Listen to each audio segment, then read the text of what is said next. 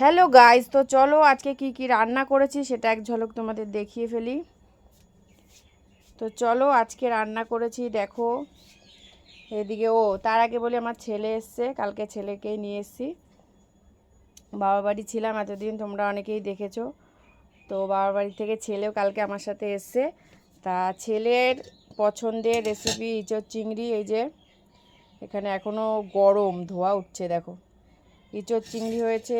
আর এখানে ওর প্রিয় জিনিস পটল ভাজা। পটল ভাজা হলে আর মনে ওর কিছু লাগে না, এরকম একটা ব্যাপার। আর হয়েছে এখানে মাছের মাথা দিয়ে আলু দিয়ে মাখা মাখা করে তরকারি। এটা হলো তোমাদের দাদা ভাইয়ের রেসিপি।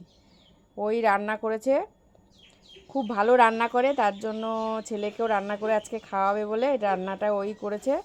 তো চলো এখানে মাথা দিয়ে আলু দিয়ে ঝোল, মানে মাখা মাখা করে। আর এখানে দুধ রয়েছে, কলা রয়েছে, যদি খায় তো খাবে, ভাত খাওয়ার পরে ব্যাস। তো কেমন লাগলো ভিডিওটা অবশ্যই কমেন্ট করে জানাবে। তো চলো টাটা।